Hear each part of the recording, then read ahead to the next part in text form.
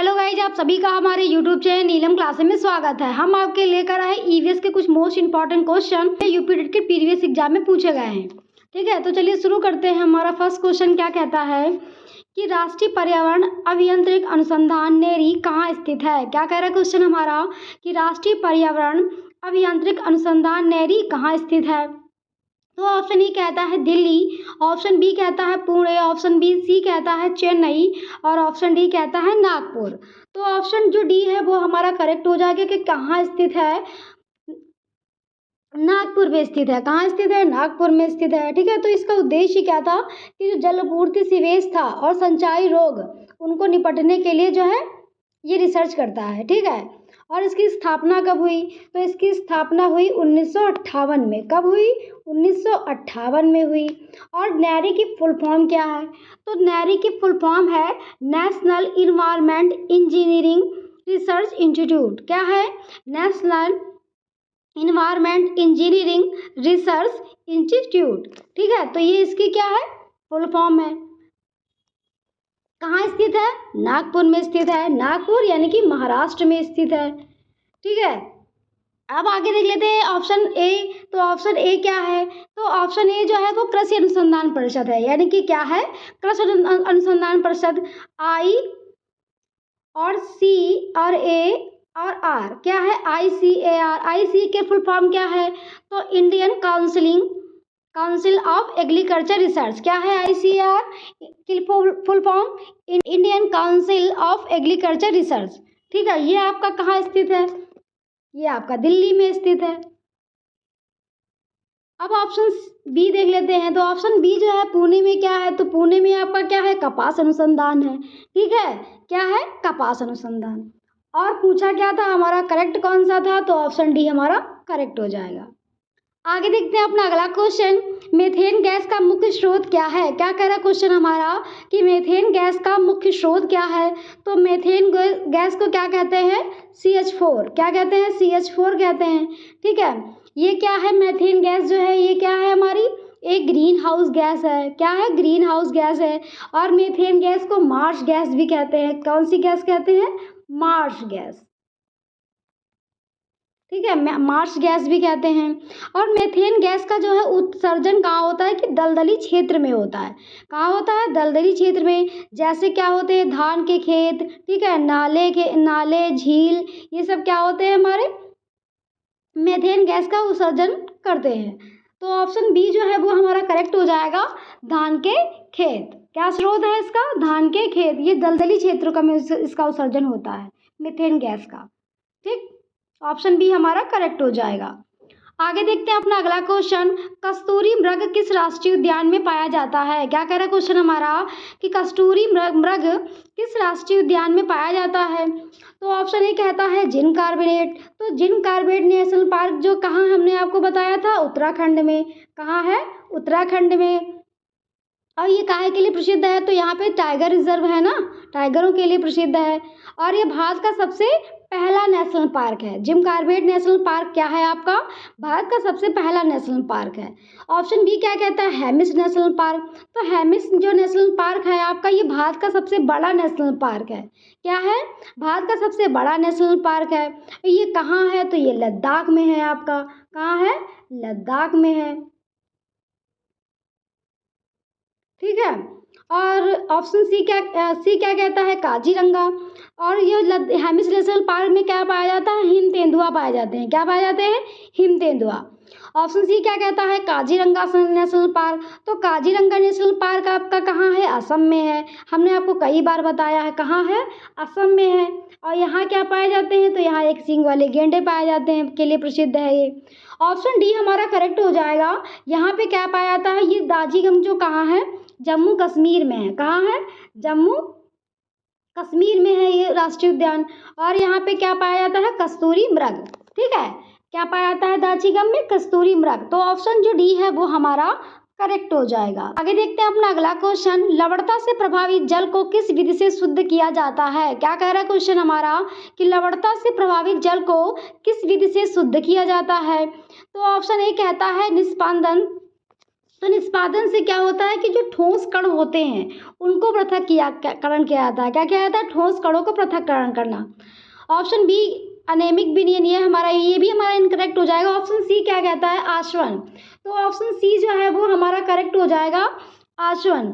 आसवन में क्या होता है कि जो है ये लवणता से जो प्रभावित जल होता है उसको क्या करते हैं? शुद्ध करते हैं। ठीक है, आसवन में क्या होता है कि जो लवणता से प्रभावित जल होता है उसको क्या करता है? शुद्ध करता है। ठीक है, आसवन के द्वारा किया जाता है।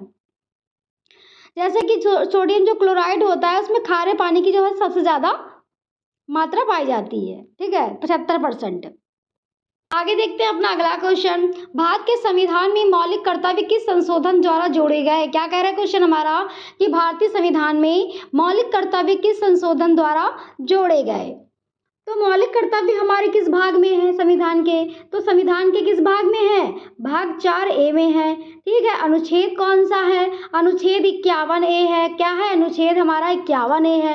और किस संविधान संशोधन के अधिनियम से जोड़ा गया? तो 42वें संविधान संशोधन के अधिनियम 1976 में जोड़ा गया।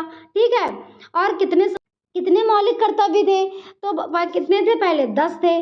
10 मौलिक कर्तव्य इसमें जोड़े गए। ठीक है, किसकी सिफारिश पर जोड़े गए? तो सरदार स्वर्ण सिंह की समिति की सिफारिश पर जोड़े गए। ठीक है, और जो अपना 11वां जो मौलिक कर्तव्य है वो किसमें जोड़ा गया? तो वो जो है 86वें जो संविधान संशोधन है हमारा, उस 86वें संविधान संशोधन 2002, ठीक है, 2 के तहत जोड़ा गया।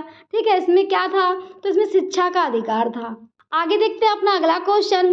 भारत में टाइगर प्रोजेक्ट कब शुरू किया गया? क्या कह रहा है क्वेश्चन हमारा कि भारत में टाइगर प्रोजेक्ट कब शुरू किया गया? तो भारत में टाइगर प्रोजेक्ट जो है वो आपका क्या शुरू किया गया? ऑप्शन ए कहता है 1970, ऑप्शन बी कहता है 1980, ऑप्शन सी कहता है 1973। तो कब शुरू किया गया? 1973 में। कब शुरू किया गया? 1973 में। ठीक है, और भारत जो है टाइगर रिजर्व जो राष्ट्रीय पशु कब बना? तो जो है हमारा टाइगर राष्ट्रीय पशु कब बना? तो 1972 में राष्ट्रीय पशु बना। जो हमारा जो राष्ट्रीय पशु है, जो टाइगर है, बाघ है, ये कब बना? राष्ट्रीय पशु। तो ये बना 1972 में। और प्रोजेक्ट टाइगर कब शुरू हुआ? 1973 में। ठीक है, हुआ क्या था कि इसमें पहले शेर हुआ करते थे। ठीक है, लेकिन लगातार जब बाघ की आबादी कम हुई तो सरकार ने क्या किया? प्रोजेक्ट टाइगर लॉन्च कर दिया। कब लॉन्च किया? 1973 में। और प्रोजेक्ट टाइगर शुरू कब हुआ? तो 1 अप्रैल 1973 को। कब शुरू हुआ? 1 अप्रैल 1973 को ये शुरू हुआ। तो ये कहाँ से शुरू किया गया? तो ये उत्तराखंड के जो आपके यूके के जो नेशनल पार्क है जिम कॉर्बेट, क्या है? जिम कॉर्बेट नेशनल पार्क से ये शुरू किया गया। ठीक है, तो ऑप्शन सी हमारा करेक्ट हो जाएगा। आगे देखते हैं अपना अगला क्वेश्चन। रेड डाटा बुक कौन जारी करता है? क्या कह रहा है क्वेश्चन हमारा कि रेड डाटा बुक कौन जारी करता है? तो हमने आपको कई बार बताया है कि रेड डाटा बुक कौन जारी करता है? IUCN। ठीक है, तो ऑप्शन ए क्या कहता है कि विश्व स्वास्थ्य संगठन। तो विश्व स्वास्थ्य संगठन हमारा क्या हो जाएगा कि WHO में क्या होता है? WHO की फुल फॉर्म क्या है? तो पहले तो ये देखेंगे WHO की स्थापना कब हुई? तो WHO की स्थापना कब हुई? 1948 में। ठीक है, कब हुई? 1948 में हुई WHO की स्थापना। और इसकी फुल फॉर्म क्या है? तो इसकी फुल फॉर्म है वर्ल्ड हेल्थ ऑर्गेनाइजेशन। क्या है? World Health Organization. इसका मुख्यालय कहाँ है? तो इसका मुख्यालय जिनेवा के स्विट्जरलैंड में है। ये क्या करता है? तो ये हेल्थ के लिए काम करता है। ठीक है, ऑप्शन बी क्या कहता है कि प्रकृति के संरक्षण के लिए अंतर्राष्ट्रीय संघ IUCN। तो ऑप्शन बी हमारा करेक्ट हो जाएगा, क्योंकि IUCN हमने आपको कई बार बताया कि IUCN की स्थापना कब हुई? 1948 में। इसका मुख्यालय कहाँ है? जिनेवा स्विट्जरलैंड में है। इसकी IUCN की फुल फॉर्म क्या है? तो international union for conservation of nature है। क्या है? इंटरनेशनल यूनियन फॉर कंजर्वेशन इसकी फुल फॉर्म है। ये क्या करता है? तो ये जो विलुप्त जो प्राणी जीव है उनका क्या करता है? डेटा रखता है। ठीक है, कौन रखता है? रेड डाटा बुक के अंदर। ठीक है, ऑप्शन सी क्या कहता है कि संयुक्त राष्ट्र पर्यावरण कार्यक्रम यानी कि UNEP। तो UNEP क्या होता है कि UNEP में क्या है? इसकी फुल फॉर्म क्या है? पहले तो इसकी स्थापना देखेंगे। तो यूएनईपी की स्थापना कब हुई? 1972 में हुई। ठीक है, और इसकी फुल फॉर्म क्या है? तो यूनाइटेड नेशनल इन्वायरमेंट प्रोग्राम है। यूएन की फुल फॉर्म क्या है? United National Environment Programme. ये क्या करता है? ये पर्यावरण का एजेंडा 21 के लिए काम करता है।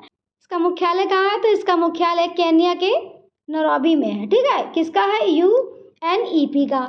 अब डी भी देख लेते हैं। तो ऑप्शन डी क्या कहता है? विश्व बैंक। तो विश्व बैंक का मुख्यालय कहाँ है? तो विश्व बैंक की पहले तो स्थापना देखते हैं। तो इसकी स्थापना कब हुई? 1944 में हुई। इसका मुख्यालय कहाँ है? इसका मुख्यालय वाशिंगटन डीसी में है। ठीक, चारों हमने आपको डिस्कस करके बता दिए। जो जो पॉइंट हमने बोले वो आप नोट कर लीजिएगा। आगे देखते हैं अपना अगला क्वेश्चन। पारिस्थितिकी पिरामिड की अवधारणा किसने दी थी? क्या कह रहा है क्वेश्चन हमारा कि पारिस्थितिकी पिरामिड की अवधारणा किसने दी थी, यानी कि पारिस्थितिकी का चित्रात्मक वर्णन किसने किया? ऑप्शन ए क्या कहता है? Charles Darwin. ऑप्शन बी कहता है अर्नस्ट स्टेंसले। ऑप्शन सी कहता है अर्नेस्ट हेंडले। ऑप्शन डी कहता है चार्ल्स एल्टन। तो ऑप्शन जो डी है वो हमारा करेक्ट हो जाएगा कि चार्ल्स एल्टन ने दिया। इसकी अवधारणा किसने दी? चार्ल्स एल्टन ने दी। ठीक है, ऑप्शन सी क्या कहता है? अर्नेस्ट हेंडले। तो अर्नेस्ट हेंडले ने क्या किया? इकोलॉजी शब्द दिया, यानी कि जो पारिस्थितिकी शब्द है ये किसने दिया? अर्नेस्ट हेंडले ने दिया। ठीक है, ऑप्शन बी क्या कहता है? Ernst Tansley. तो टेंसले ने क्या कहा? तो टेंसले ने इकोसिस्टम, क्या किसकी बात की है? इकोसिस्टम, यानी कि पारिस्थितिकी तंत्र शब्द दिया। ठीक है, अर्नेस्ट हेंडले ने क्या दिया? पारिस्थितिकी शब्द दिया, ध्यान से सुनिएगा। और अर्नस्ट टेंसले ने क्या दिया? पारिस्थितिकी तंत्र दिया। ठीक है, और ऑप्शन ए क्या कहता है? Charles Darwin. तो चार्ल्स डार्विन ने क्या किया? विकास का सिद्धांत दिया। किसका सिद्धांत दिया? विकास का सिद्धांत। ऑप्शन डी हमारा करेक्ट हो जाएगा। आगे देखते हैं अपना अगला क्वेश्चन। निम्नलिखित में से कौन सा पौधा नाइट्रोजन स्थिरीकरण करने वाला नहीं है? क्या कह रहा है क्वेश्चन हमारा? निम्नलिखित में से कौन सा पौधा नाइट्रोजन स्थिरीकरण करने वाला नहीं है? ठीक है, तो ऑप्शन ए कहता है साइनोबैक्टीरिया। ऑप्शन बी कहता है ओजोला। सी कहता है पाइनस। तो ऑप्शन सी हमारा करेक्ट हो जाएगा कि यही हमारा नहीं है। क्या है? जो नाइट्रोजन स्थिरीकरण करने वाला कौन सा पौधा हमारा नहीं है? पाइनस। ठीक है, और जो हमारा साइनोबैक्टीरिया, ओजोला और जो राइजोबियम है ये क्या है? ये है नाइट्रोजन स्थिरीकरण वाले पौधा। और राइजोबियम में क्या होता है कि जो दलदली पौधों की जड़ों में मिलता है। कहाँ मिलता है राइजोबियम? दलदली पौधों की जड़ों में मिलता है। ऑप्शन सी हमारा करेक्ट हो जाएगा। आगे देखते हैं अपना अगला क्वेश्चन। जैव ईंधन का एक उदाहरण है। क्या कह रहा है क्वेश्चन हमारा कि जैव ईंधन का एक उदाहरण है। ठीक है, तो जैव ईंधन क्या है? एक नवीनीकरण है। क्या है? जैव ईंधन जो है एक प्रकार का नवीनीकरण है। ये पौधों नवीनीकरण होता है। नवीनीकरण में क्या होता है कि ये पौधों से प्राप्त होता है। किससे प्राप्त होता है? पौधों से। इसमें से कौन कौन से पौधे होते हैं? जैसे गेहूँ, गन्ना, मक्का। क्या होते हैं? गेहूँ, गन्ना, मक्का, ये सब पौधे होते हैं। ठीक है, तो ऑप्शन जो डी है वो हमारा क्या हो जाएगा? करेक्ट हो जाएगा, एथेनॉल। ठीक है, और जो कोयला, पेट्रोल, डीजल, ये जो तीनों है आपके, ये क्या होते हैं? जीवाश्म ईंधन होते हैं। कौन से ईंधन होते हैं? जीवाश्म ईंधन होते हैं, जो क्या होते हैं कि जो लंबे समय तक, यानी कि लंबे समय तक जमीन में दबने से बनते हैं। ये क्या होते हैं? ये अनवीनीकरण होते हैं। ठीक है, ये सब क्या होते हैं? अनवीनीकरण होते हैं। तो ऑप्शन जो डी है वो हमारा करेक्ट हो जाएगा। आगे देखते हैं अपना अगला क्वेश्चन। भारत के राष्ट्रपति का चुनाव किसके द्वारा किया जाता है? क्या कह रहा है क्वेश्चन हमारा कि भारत के राष्ट्रपति का चुनाव किसके द्वारा किया जाता है? तो क्या कहता है संविधान में कि जो अनुच्छेद 52 है, क्या है? अनुच्छेद 52 क्या कहता है कि भारत का एक राष्ट्रपति होगा। अनुच्छेद 53 क्या कहता है कि भारत जो राष्ट्रपति जो कार्यपालिका का प्रमुख होगा। क्या कहता है अनुच्छेद 53? कि राष्ट्रपति कार्यपालिका का प्रमुख होगा। अनुच्छेद 54 में चुनाव है। किसकी बात हो रही थी? चुनाव की ना। तो अनुच्छेद जो 54 है उसमें राष्ट्रपति के चुनाव की बात की गई है। ठीक है, जिसमें कौन कौन चुनाव करेगा? तो लोकसभा और राज्यसभा के दोनों सदन करेंगे। क्या करेंगे? लोकसभा और राज्यसभा के दोनों सदन करेंगे। ठीक है, और जो है दोनों सदन के अलावा जो विधानसभा के जो निर्वाचित सदस्य हैं वो करेंगे। ठीक है, तो यही चुनाव की यहाँ पर बात हो रही है। तो हमने आपका क्या बताया कि जो अनुच्छेद 54 है, जो जिसमें राष्ट्रपति का चुनाव है, तो उसमें चुनाव कौन करेगा? लोकसभा के करेंगे सदस्य और राज्यसभा दोनों करेंगे, और जो आपके क्या है विधानसभा के निर्वाचन सदस्य। तो ऑप्शन ए कहता है संसद के दोनों सदस्य, तो दोनों सदस्य तो होंगे, बाकी निर्वाचन जो आपके विधानसभा के जो निर्वाचन सदस्य वो भी तो होंगे, तो ये हमारा इनकरेक्ट है। ऑप्शन बी क्या कहता है कि सभी नागरिकों के द्वारा 18 वर्ष की आयु, तो ये भी इनकरेक्ट है। ऑप्शन सी क्या कहता है केवल लोकसभा तो सदस्य नहीं, राज्यसभा लोकसभा दोनों होंगे, तो ऑप्शन डी क्या कहता है कि संसद के दोनों सदनों और विधानसभा के निर्वाचन सदस्य, तो ऑप्शन जो डी है वो हमारा करेक्ट हो जाएगा। क्या हो जाएगा? ऑप्शन डी हमारा करेक्ट हो जाएगा कि संसद के दोनों सदस्य। कौन सा अनुच्छेद हमारा है? 54 है। क्या कहता है कि भारत के राष्ट्रपति के चुनाव की वो बात करता है, जिसमें संसद के दोनों सदस्य आपके होंगे, और क्या होगा विधानसभा के निर्वाचन सदस्य होंगे। ठीक है। अनुच्छेद 60 क्या कहता है? अनुच्छेद 60 कहता है कि जो है राष्ट्रपति की शपथ, अनुच्छेद 60 में क्या करेगा राष्ट्रपति? शपथ लेगा। अनुच्छेद 61 क्या कहता है? तो राष्ट्रपति पर महाभियोग। ठीक है, ऑप्शन डी हमारा करेक्ट हो जाएगा। आगे देखते हैं अपना अगला क्वेश्चन, भारत में राष्ट्रीय जल नीति किस वर्ष लागू हुई? क्या कह रहा क्वेश्चन हमारा कि भारत में राष्ट्रीय जल नीति किस वर्ष लागू हुई? तो ऑप्शन ए कहता है 2002। तो 2002 में क्या हुआ? हमारा जैव विविधता अधिनियम पारित हुआ। हमने शायद आपको पिछली क्लास में शायद ये क्वेश्चन बताया है। ठीक है, कि जो है जैव विविधता अधिनियम 2002 में क्या हुआ? जैव विविधता अधिनियम पारित हुआ। और जैव विविधता दिवस कब मनाते हैं? तो कब मनाते हैं? 22 मई को। जैव विविधता दिवस कब मनाते हैं? 22 मई को। और यह अधिनियम जैव विविधता अधिनियम का पारित हुआ 2002 में। ऑप्शन बी क्या कहता है? 1987। तो ऑप्शन बी हमारा करेक्ट हो जाएगा कि भारत में राष्ट्रीय जो जल की नीति है वो कब शुरू हुई? 1987 से। ठीक है, ऑप्शन बी हमारा करेक्ट हो जाएगा। आगे देखते हैं अपना अगला क्वेश्चन, निम्नलिखित में से कौन सा एक जलीय पौधा नहीं है? क्या कह रहा क्वेश्चन हमारा कि निम्नलिखित में से कौन सा एक जलीय पौधा नहीं है? ठीक है, तो ऑप्शन ए कहता है कमल, तो कमल में तो जल में तो जलीय पौधा है। सिंगाड़ा भी जो जल में होते हैं। ऑप्शन सी क्या कहता है? नागफनी, तो नागफनी जो है वो हमारा क्या है? जो है जलीय पौधा नहीं है। ठीक है, और इसमें क्या पूछा था कि कौन सा नहीं है ना, तो जलीय पौधा हमारा कौन सा नहीं है? नागफनी नहीं है। नागफनी को क्या कहते हैं? ज़ैरोफाइट। क्या कहते हैं? ज़ैरोफाइट, जो एक मरुस्थलीय पौधा है। नागफनी कैसा पौधा है? मरुस्थलीय पौधा है। ये कहाँ उगता है? तो ये जहाँ पे कम वर्षा होती है वहाँ पे उगते हैं। ये क्या करते हैं? कहाँ उगते हैं?